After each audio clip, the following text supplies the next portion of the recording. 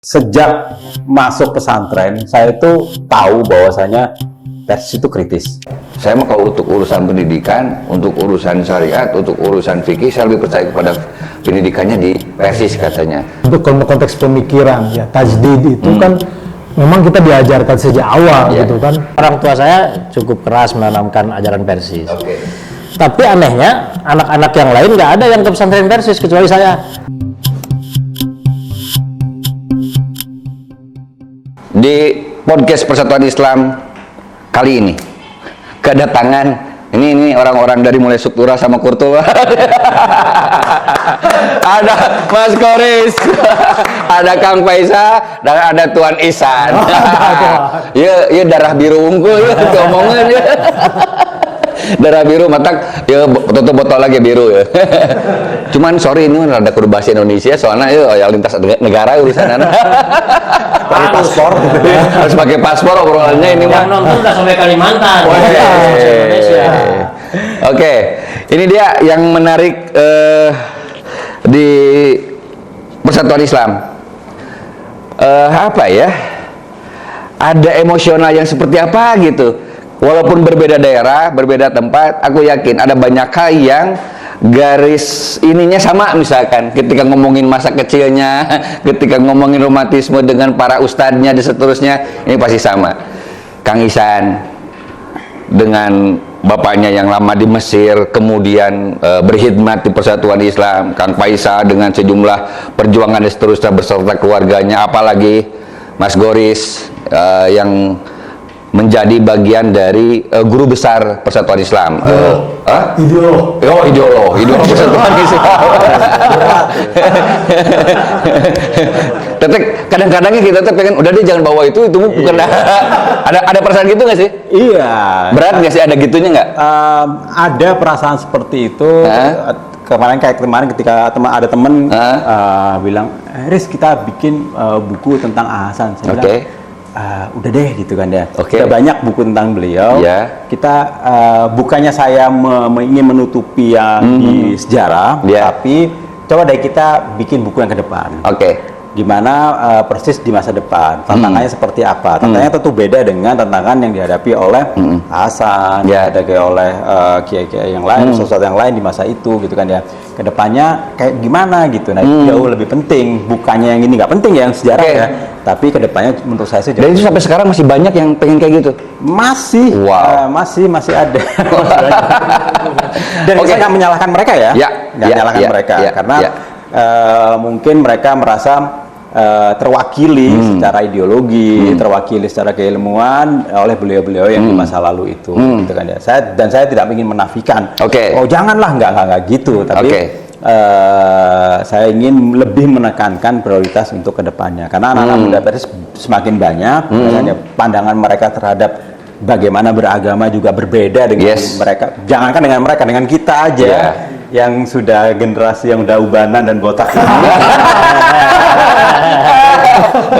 By the way, saya dan Pak Faisal pakai ini. Dan ini kan generasi hitam, generasi putih ya masih ada gitu. Oke, gini deh. Ada kita ambil starting point dari Kang Ihsan. Nanti Kang Ihsan bisa ngomong, Kang bisa ngomong. Kan ada istilah Persis struktural, Persis kultural, bahkan Persis emosional. Nah, bisa jadi ini semua awalan, tapi sampai pada titik Persis kesadaran seperti apa dan gimana.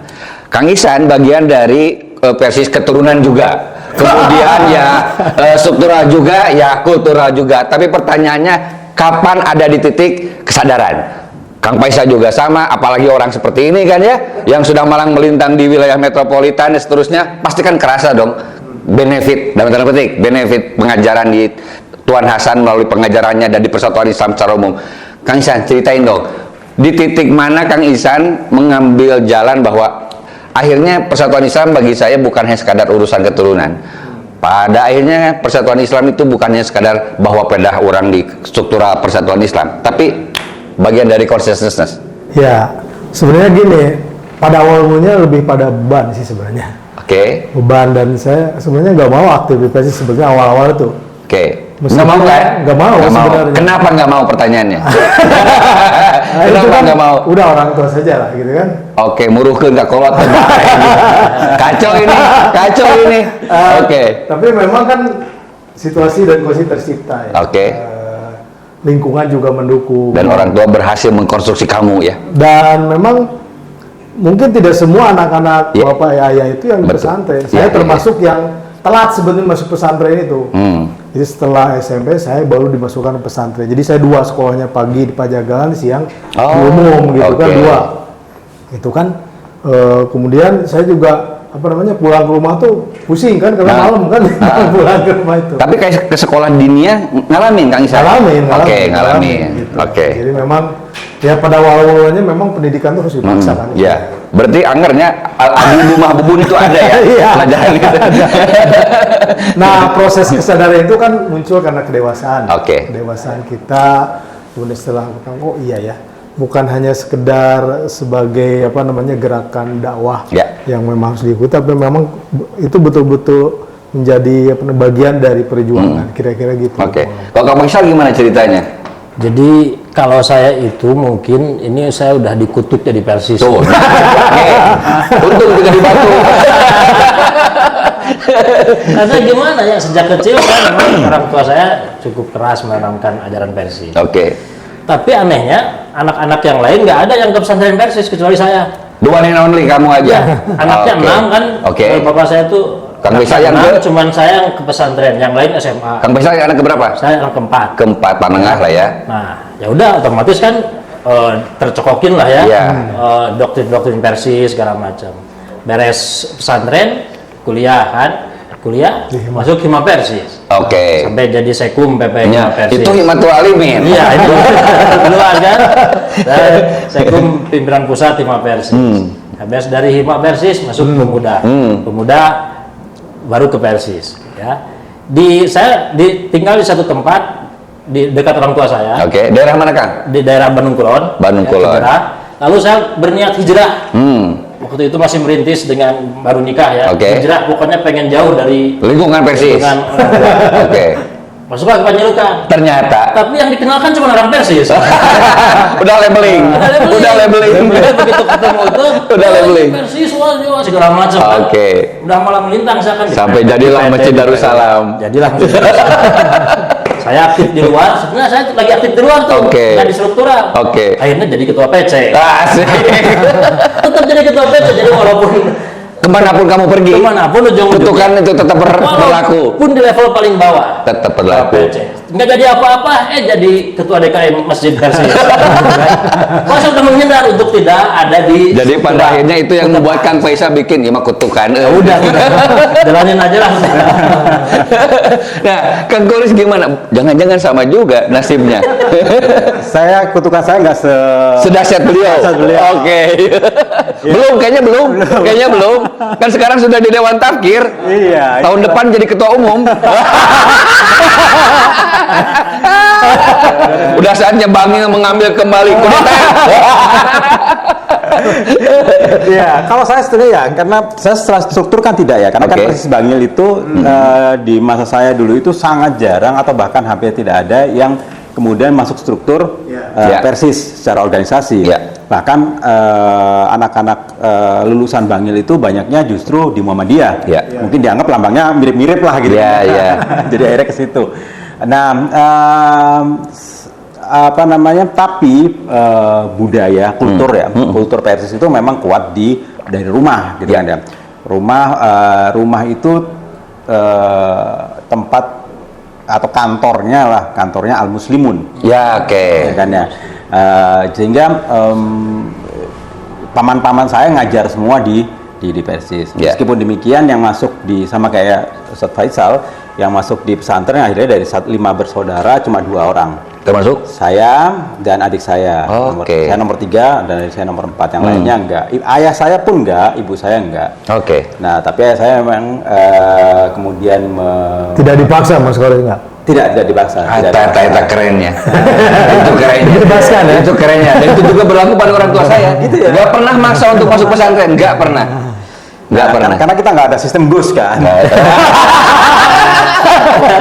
Dan yang lainnya adalah mengamalkan like Rafidin kan.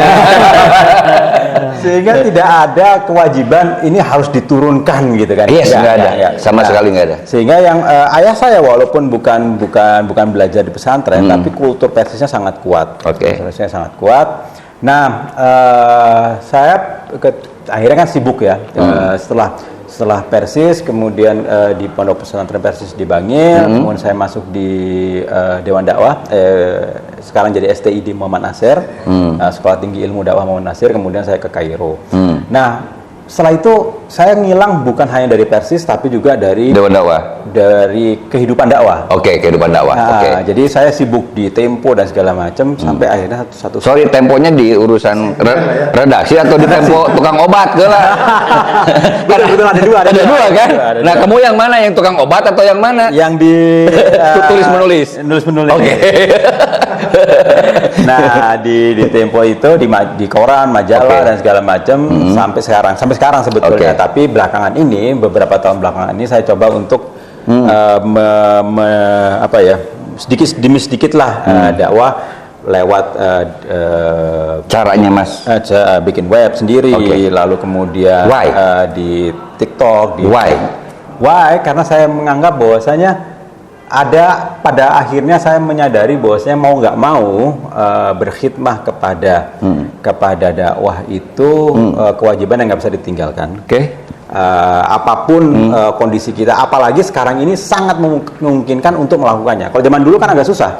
Kalau zaman dulu itu mau bikin media sendiri yang itu, harus mengerahkan sekian banyak modal, banyak orang dan segala macam, waktu. Nah, sekarang saya cukup di sela-sela waktu saya habis subuh bikin live atau bikin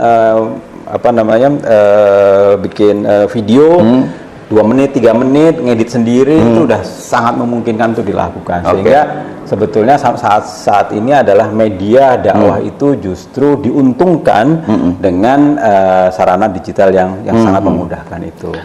Oke, kalau kita ngomongin romantisme, kalian ini semua kan dari mulai bisa jadi keturunan, emosional, struktural dan seterusnya. Romantisme apa yang paling melekat, entah itu saat kecil, memori apa, entah itu dengan bapak yang notabene mantan ketua umum Persatuan Islam juga misalkan, apa yang memori melekat yang kemudian ini not only just kutukan gitu loh, ini bukan sekadar urusan keturunan gitu. Sebutlah misalkan ada nggak semacam amanah yang secara tidak langsung itu menjadi semacam panggilan bahwa kayak dia misalkan, gue harus balik lagi nih dengan caranya sendiri, dengan gayanya sendiri misalkan. Sebetulnya gini, Mang Fahmi, dulu tuh kan sempet heboh ya. Ayah saya ketua umum, ibu saya ketua umum Persistri, Sapaket. Saya ketua umum Hima. Disangkanya orang itu bilang dinasti. Padahal nggak ada urusan itu. Dinasti Latifia. Tidak ada terpilih, malah ibu saya kan salaman dengan bapak itu kan. Itu sempat ramai di Risalah juga. Padahal kan ya memang itu keluarga, tapi kan tidak ada hubungan masing-masing. Kok muktamarnya juga masing-masing. Hanya memang berbarengan. Saya nggak tahu ya. Sebenarnya tidak harus menjadi ini enggak. Orang tua saya membebaskan. Malah kan bapak saya itu kan Purek 1 di YIN, sekarang UIN ya. UIN, ya betul. Ibu saya juga sama, PNS, di dosen itu. Tapi dia bilang, pokoknya cukup bapak dan ibu jadi PNS, kamu jangan. Wow. Kan betul itu. Ini sama dengan kemudian. Ada ketika Prof. Mahfud yang rektor UIN itu kontak, saya bilang, kan biasa kan, anak dosen pasti anaknya dosen. Ada lah ya. Ada lah gitu kan, sebagian itu. Itu jadi diskut turunan dari Pak Latif nggak ada kontak. Saya bilang, dan itu bapak yang ngomong langsung, langsung. Kamu nggak boleh jadi PNS, cukup bapak aja. Wow. Makanya dan tidak harus juga depresi sih, bebas aja. Cuman kebetulan aja sih. Mungkin kiprah saya di sini gitu. Jadi aktivitas sehari-hari, keseharian memang dibentuk ya sudah. Gitu. Nah kalau dimemorikan Faisal gimana hal seperti itu? Jadi kalau saya mungkin ketika pelajaran di pesantren ya, doktrin di pesantren yang memang cukup nempel. Ya, waktu itu kan masih jadi anak baik saya di pesantren, jadi anak baik semua ya. Aku aja yang anak. Ya kan? Masuk gitu kan. Sorry, dulu di Tarogong di atau pesantren Pajagalan. Pajagalan. Pajagalan Pride, Pajagalan Pride. Pajagalan Pride, Bangil Pride, Bentar Pride. Alright. Pajagalan kan. Nah, Oke. Saya tuh senang dengan pemikiran Persis saat itu ya, dengan purifikasinya dan sebagainya. Nah, ketika masuk di Hima, mulai kenal dunia luar kan, dunia luar. Kok berbeda, kok gini gitu kan. Tapi saya tetap yang saya ambil kan prinsip-prinsipnya. Prinsip-prinsipnya, misalkan membandingkan dalil ini dengan dalil ini mana yang terbaik kan gitu ya.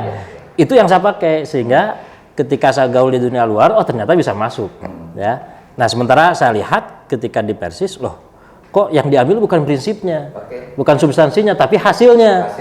Hasilnya yang dipakai. Nah itu tuh membuat saya nggak gini, Persis nggak gini. Dan pelajaran yang saya dapat dari baca buku-buku Hasan di pesantren, nggak gini Persis itu. Bukan tentang hasil akhirnya, tapi tentang substansinya. Bagaimana kita menetapkan sebuah hukum misalkannya begitu. Nah ketika saya aktif di dunia luar, terus kemudian aktif lagi di Persis, saya kok melihat ini banyak yang dibenahi. Entah kenapa ini ada kesadaran untuk saya harus beres ini, harus beres ini. Jadi terkutuknya di situ, saya nggak bisa lari gitu. Selalu ada mindsetnya udah gitu ya. Gitu. Jadi ketika di Persis itu ini harus saya beres ini. Kayak sekarang nih Persis kan transformasi nih ya. Ini keren, harus segera transformasi. Tapi bisa melihat kok nyantai-nyantai aja nih transformasi ini, perubahannya nih nggak ada perubahan yang movementnya gitu kan. Nah sementara kan saya dapat berbagai bocoran ilmu dari luar. Nah, ini harusnya kalau transformasi serius nih harus akhirnya ya terkutuk lagi ada di dalam Persis dan harus membenahi sedikit demi sedikit. Dan diantaranya kemarin Kang Beksa bagian dari yang nge-setting Persis Ramadan Expo yang beliau juga diantaranya. Mantap. Kalau Mas Bos gimana Mas dengan itu semua? Iya, saya agak mirip. Jadi sejak masuk pesantren, saya itu tahu bahwasanya Persis itu kritis. Tukang debat itu adalah terkenal dari bukan hanya di kalangan orang Persis, tapi juga di luar. Di luar Persis, betul. Tapi ada satu momen ketika saya mengetahui atau menyadari bahwasanya nilai kritis itu bukan hanya pada TBC atau pada hukum. Jadi saat itu paman saya namanya Ustadz Hud, Abdullah Musa, adiknya ayah saya itu, jadi karena ayah saya itu bukan lulusan pesantren, jadi yang mewakili keluarga itu Ustadz Hud. Nah Ustadz Hud itu akhirnya kemudian beliau pernah jadi mudir di pesantren Persis. Oh di Bangil. Nah kelas 6 beliau mengajar Sakofa Islamiyah. Kemudian ada satu momen ada benda jatuh. Saya lupa waktu itu kapur atau pensil atau apa di kelas gitu di depan. Semua masuk 1, 2, 3, 4, 5. Terakhir kemudian dia bilang, antum semua ini masuk kelas tanpa melihat ternyata dia jatuh sengaja itu. Ada benda yang jatuh. Dan antum biarin semua. Bagaimana antum bisa menjadi orang dai kalau tidak peka terhadap sesuatu yang nggak benar? Nah, di situ saya menyadari bahwasanya kekritisan Persis itu bukan hanya pada itu, bukan hanya pada hukum, sampai pada level tindakan dan juga pada semua hal. Masalah sosial, kalau misalnya ada yang nggak beres, nah tadi kan gatal ya, gatal beresin itu. Nah, itu juga itu part of kritisisme, mindset kritisnya Persis itu ada di situ. Sehingga untuk kedepannya kalau saya lihat yang relevan itu bukan hanya masalah hukum, karena hukum kan terus berjalan dinamis, pasti akan diperbaiki. Tapi juga yang lebih penting adalah bagaimana kita bisa merespon hal-hal yang menurut kita harus diperbaiki di masyarakat. Apapun itu, baik dari sisi hukum, dari sisi politik, dari sisi sosial, dari sisi spiritual. Nah, hal-hal itulah yang mungkin menjadi tantangan bagi kita.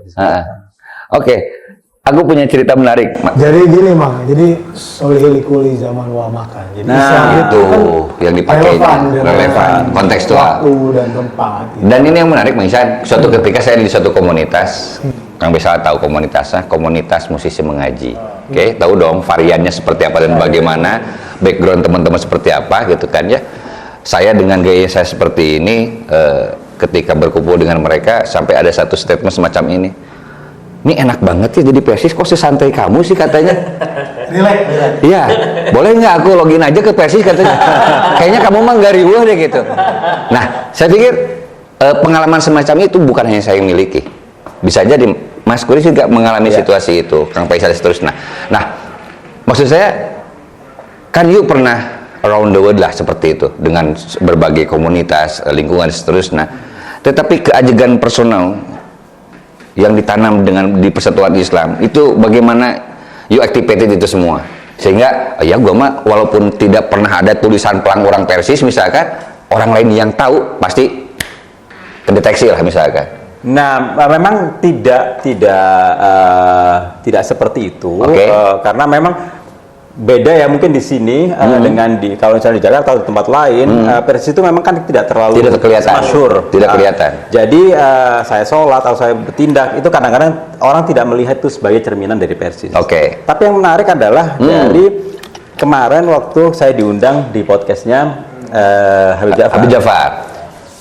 Setelah selesai, saya sebenarnya agak deg-degan tuh. Nanti, waduh ini ada teguran dari Ketua Dewan Takfir atau dari PP atau gampang itu urusannya dengan beliau aja. Cincai lah urusan itu mah, cincai nggak usah. Ternyata enggak. Ternyata justru makin bangga. Nah, yang menarik adalah komentar-komentar dari orang yang nggak tahu Persis. Yes. Begitu mereka lihat tuh, selama ini ya? Ternyata selama ini keyakinan saya itu match dengan Persis. Itu banyak sekali komentar seperti itu.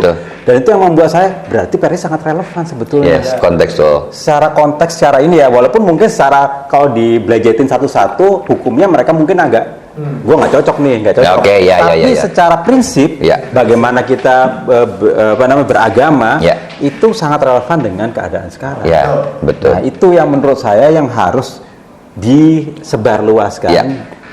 Sehingga orang kayak tadi itu kan di komunitas musisi aja ada yang mengatakan seperti itu ya.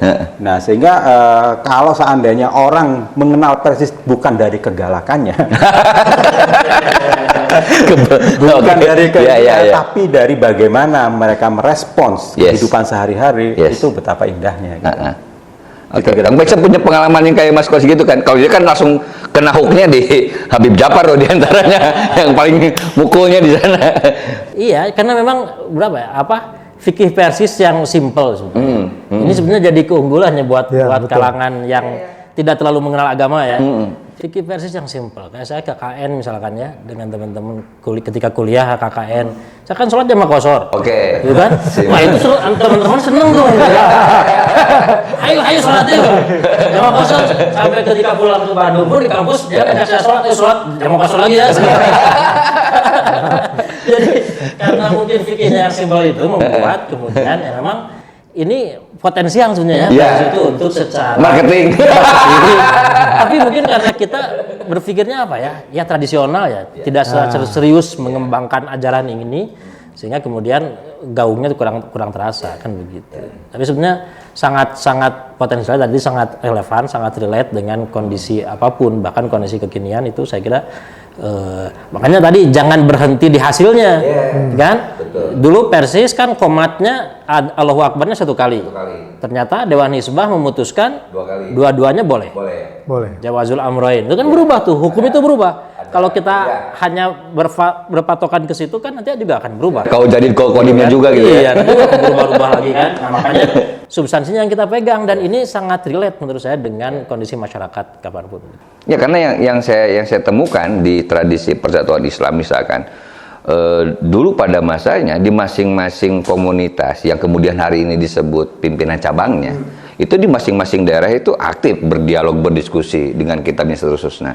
Nah, baru kemudian ketika mereka ada semacam pertentangan, perselisihan antar jamaah persatuan Islam sekali, nah baru muncul Dewan Hizbah menengahi. Nah, artinya daya kritis, budaya kritis ini yang kemudian menjadi cikal bakal yang saya pahami, hadirnya pimpinan cabang, hadirnya kemudian pesantren-pesantren atau bahkan madrasah atau bahkan masjid di pelosok-pelosok di wilayah itu. Sebetulnya formulasi gerakan dakwah sebenarnya sudah disadari ya. Yes. Kepemimpinan Ustadz JJ sekarang itu kan banyak sekali komunitas. Komunitas-komunitas berdasarkan hobi. Itu diputuskan di muktamar ada ikatan, himpunan dan apa? Dan lembaga. Jadi itu kan tidak semua bisa distrukturkan. Jadi kan kalau yang struktur kok yang sudah memang betul-betul mantep baru masukkan kira-kira.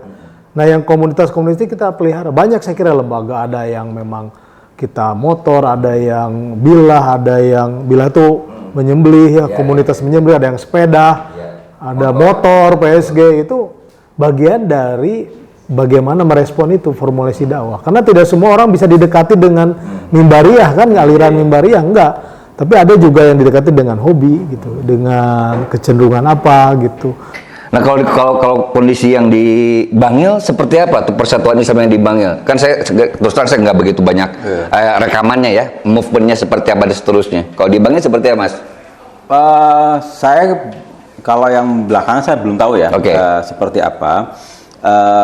Tapi memang di Bangil mungkin lebih tradisional lagi karena lebih tradisional lagi ya, karena kan tidak ada struktur kan. Kayak tadi baru sekarang lah. Baru sekarang ini di kepemimpinan saja. Jadi kemudian banyak teman-teman dari Bangil yang masuk ke sini atau digeret lah ya, supaya ditarik biar terlibat gitu kan. Betul.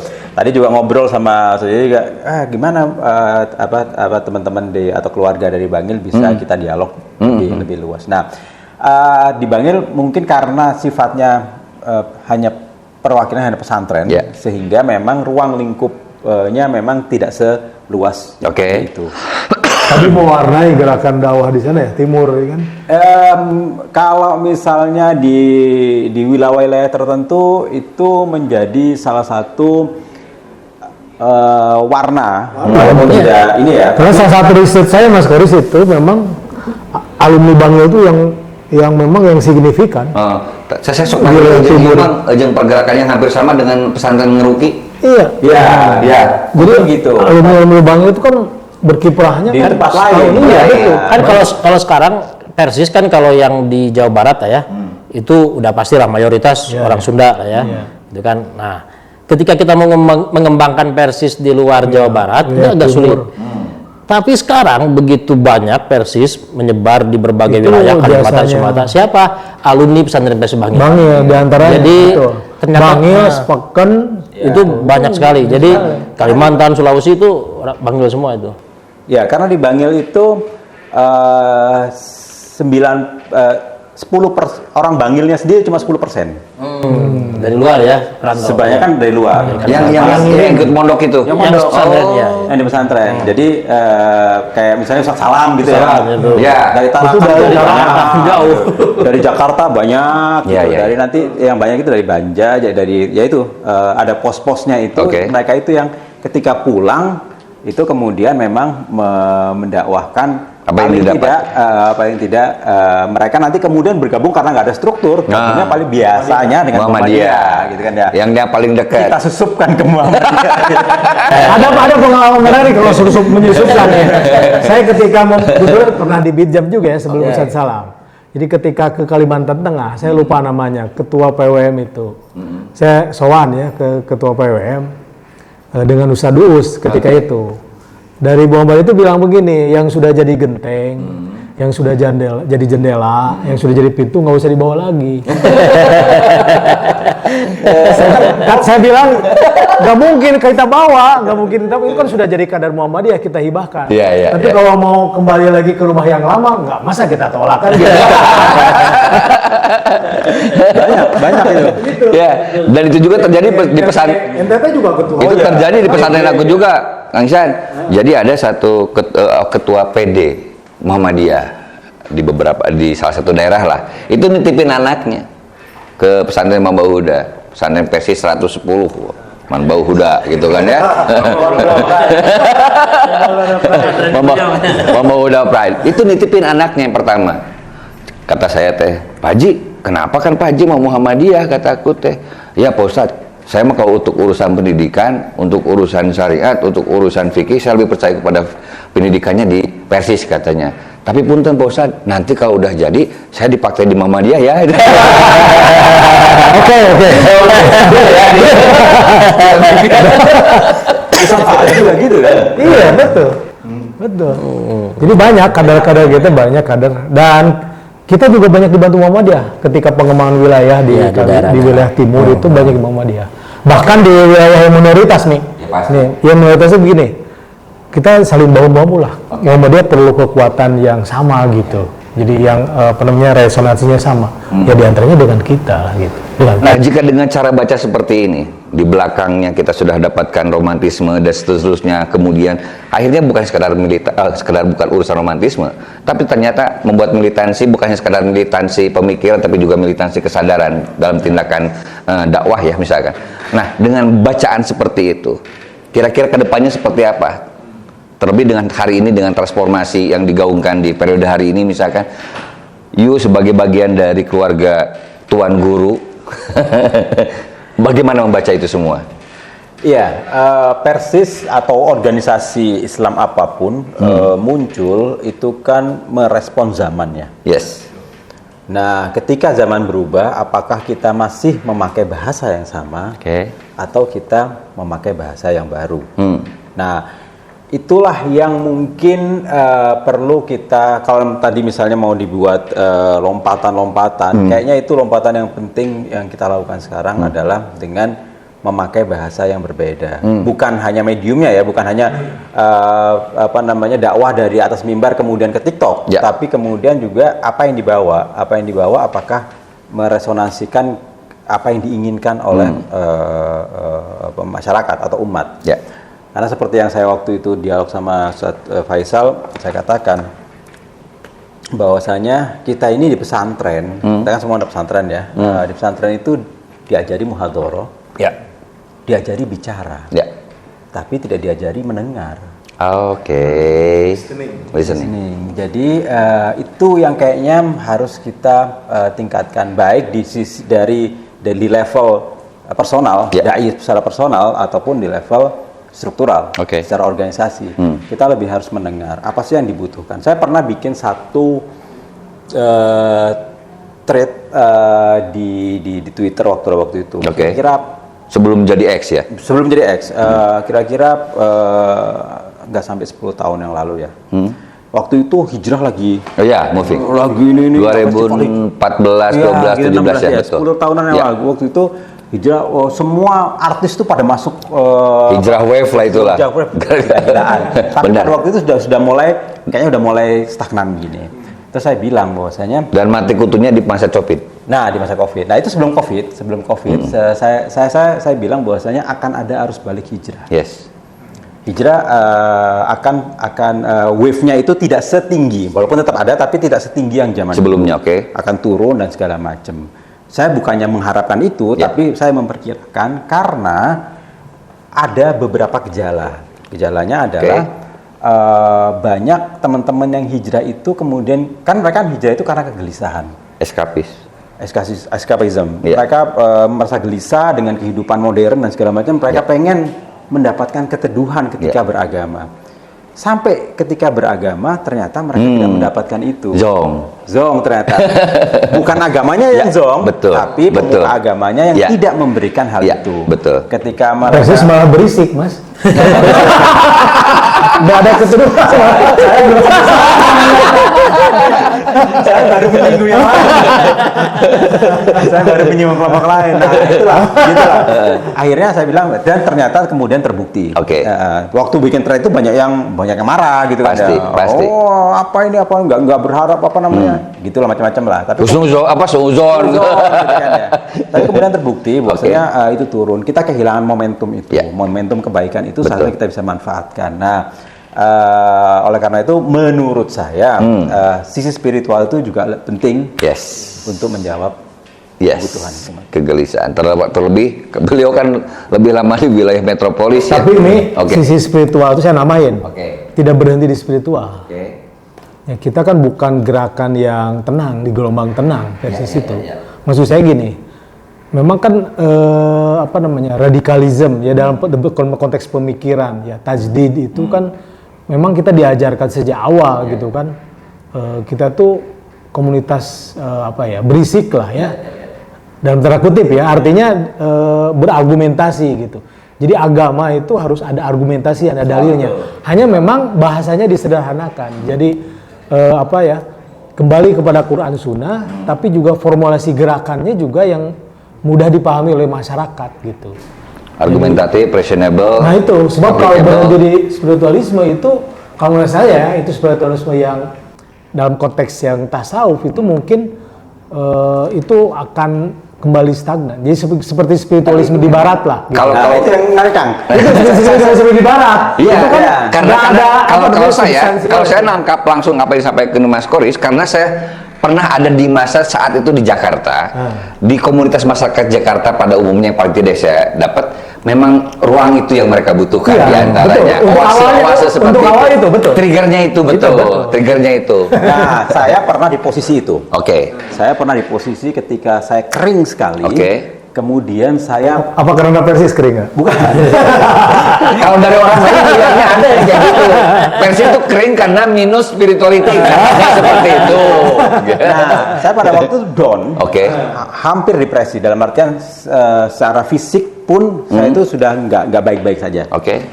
Tapi ketika saya buka buku-buku Persis, kok nggak ada ya? Semua asupannya asupan. Akhirnya saya kemana-mana tuh, Kang. Ya. Saya saya ke Romo Katolik. Oke.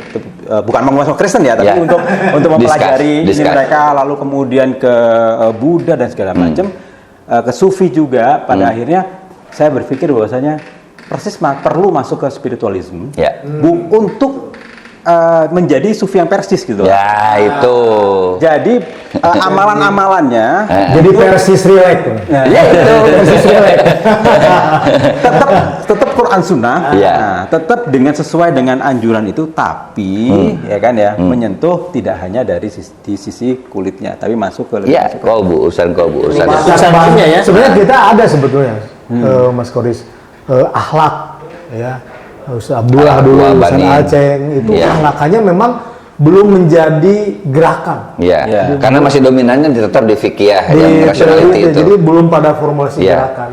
Karena memang akan sulit ya, gini ya.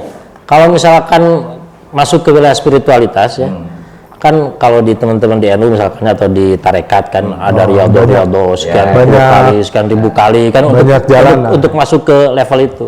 Ya mungkin Persis betul tadi harus menemukan spiritualitasnya sendiri, Formula tentang itu. tidak mesti dengan harus 1000 kali, harus riyadhah segala macam, tapi tetap dapat gitu nilai spiritualitasnya. Nah itu Karena kan secara brand memang lebih dominan rationality-nya, bukan urusan spirituality-nya gitu. Sehingga ketika dibuka menunya dengan masakan yang disajikannya memang kok nggak ada. Nyari rujak di restoran Italia. Tapi saya mencoba untuk tadi itu, misalnya mencoba untuk saya lagi bagian buku tentang zikir yang meditatif. Oke. Dengan rasional. Oke. Jadi nggak harus 1000 misalnya, jumlahnya nggak harus 1000, ya kan? Tapi zikir berapapun kan boleh kan? Ya, masa toto, sesuai kemampuan gitu aja. kan. Nah akhirnya saya bilang, oke, kita batasin pakai timer. Oke. Misalnya begitu, misalnya setengah jam kita mengingat Allah sebagai creature yang suci, subhanallah gitu kan Ya. ya. Tapi caranya bagaimana? Ya terserah gitu ya. Tapi Istihadi. Tapi Oke. saya punya cara kayak gini yang bukan berasal dari keagamaan, tapi Oke. berasal dari Pengalaman. ya dan juga ini apa namanya, ini pengetahuan, artinya ada beberapa hal diambil dari pernapasan Rusia misalnya, bukan dari pernapasannya yoga gitu, Brahma Kumaris atau apa. tapi Oke. dari sana. Nah kayak gitu-gitu itu kan bisa kita lakukan, tetap rasional gitu kan ya, tapi kita menyentuh hal-hal yang ini. Nah itu tentu perlu riset yang panjang sekali dan Nah, dari itu semua kan akhirnya apa namanya? Ini mengangkat cerita yang lain. Bagaimana kemudian Persis itu dihadirkan di hari ini? Tadi udah ketahuan dong, misalkan, oh ternyata nilai-nilai spirituality ini yang harus kita packaging, misalkan. Terus hari ini juga misalkan Persis hadir dengan bentuk fashionnya, dengan lahirnya fashion apa namanya, officialnya misalkan. Artinya masuk ke ranah lifestyle misalkan ya, terus kemudian ke urusan ekonominya, main ke produk-produk yang memang sehari-hari digunakan. Nah, selain itu semua, menurut Kang Mas Goris, Kang Faiz dan seterusnya, strategi-strategi apa yang dibutuhkan? Ini mumpung kita jelang akhir pertemuan ngobrol kita hari ini, kira-kira what next dengan ini semua gitu. Saya duluan. Oke, silakan Kang Ihsan. Kalau saya sih, pandangan saya sederhanakan bahasa lah. Oke. Jadi kan yang termaktub dalam Quran Sunnah itu jelas sebenarnya. Artinya itu kan bahasa yang bersumber dari ya katakanlah memang kitab suci itu kan ya memang wahyu kan. Ya. Tapi bagaimana diterjemahkan dalam konteks Bilisani qaumi. Nah, itu. Oke, bahasa itu ya. Ya, jadi bikudi ukulihim itu memang betul-betul harus Dipraktikkan. dan di apa namanya formulasi gerakannya. Jadi jangan terlalu juga agenda masyarakat kemana, agenda kita kemana gitu. Oke. Artinya kita harus bareng-bareng membuat semacam blueprint untuk itu. Kalau menurut saya begitu. Oke. Kalau buat Kang Faisal gimana nih? Iya, jadi Sekalian ini. ini kan Persis itu secara manajemen masih belum bagus lah ya. Oke. Tapi tidak usah khawatir, Ya. karena yang manajemen bagus pun bisa bangkrut. Yap. Ya, Nokia segala macam kan kurang bagus apa, tapi bangkrut. Nggak seestabil apa mereka gitu ya. Karena lantas apa yang dibutuhkan? Di atasnya manajemen itu ada leadership. Oke. Kita butuh leadership yang kuat, yang mampu mengantisipasi masa depan, ya, tetap mempertahankan jati diri kepersisannya, tapi relate dengan masa depan, gitu ya. Dan ini saya kira cukup bagus ketika Persis mampu mengakomodir garis-garis yang ada di Persis, ya. Persis garis serius diakomodir, ya. Persis garis keras yang kerung-kerung gitu kan, mikir gitu kan. Ini garis metropolis.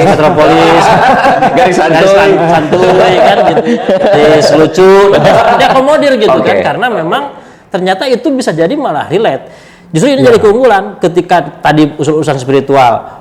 Orang lain ketika zikir itu pakai baju yang serius, di tempat yang serius segala macam. Ya.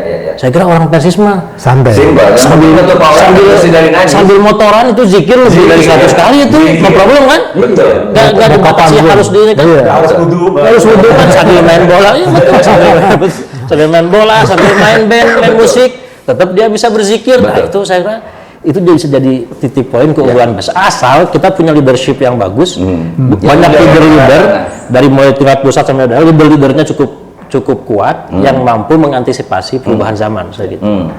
Kalau ada Mas Koris, saya tekankan yang lainnya nih, lebih ke urusan propesi ke depannya seperti apa. Ada propesi apa sih dengan situasi kondisi hari ini, termasuk dengan gongnya Mas Koris menjadi bagian dari roda organisasi di Dewan Tafkir. Saya harapan besar, Kosida sendiri selain ngomongin profesi, kira-kira sepak terjang apa yang akan dilakukan Mas Koris dengan Dewan Tafkirnya, mau kerjasama dengan Tempo atau apa misalkan untuk nge-booster pergerakan seperti apa gitu. Wah, kalau ke Dewan Tafkir saya agak ini ya, karena memang saya tidak terlalu aktif itu, sehingga saya nggak bisa mewakili. Gitu, kan.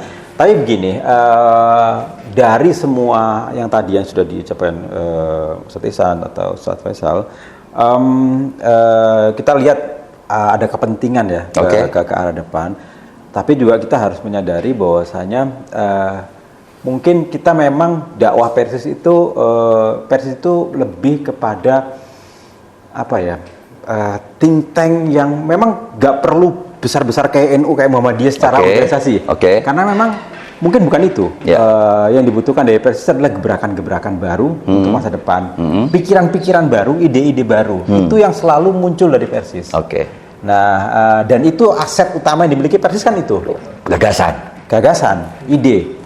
Dan itu yang selalu ada di setiap zaman. Nah, kalau misalnya itu bisa dikembangkan, baik itu Dewan Tafkir atau Dewan lainnya, Indonesia yang lainnya, itu akan menjadi nanti misalnya kita mengembangkan ide baru, organisasi lain mungkin bisa mengambilnya kemudian di apa ya, segmen yang diolah sesuai dengan organisasinya. Tapi itu sumbangan yang luar biasa dari kita kalau kita bisa memberikan ide-ide baru untuk kemajuan Islam di masa depan di Indonesia. Amin. Gitu. Oke, Beba, itu dia. Akhirnya bukan hanya sekadar urusan romantisme, tapi ada ruh idealisme bagaimana menghadirkan dakwah dalam situasi hari ini.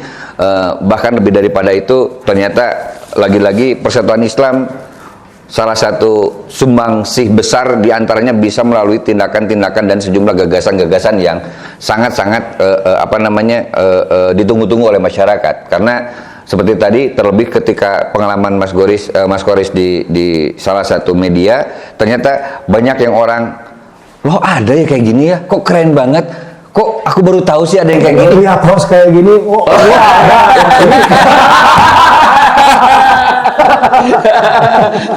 Oke, mudah-mudahan pergerakan di Persatuan Islam khususnya dan teman-teman di Islam yang lainnya ini bagian dari bahwa bagaimana kita menghadirkan diri sebagai bagian dari tindakan rahmatan lil alamin. Oke, aku Ami, Saya Koris Tajuddin. Ahmad Faisal. Ihsan. dan tentunya bersama 1923 Original Original Merchandise dan Karya Umat. Terima kasih. Wassalamualaikum warahmatullahi wabarakatuh. Applause buat semua. Thank you.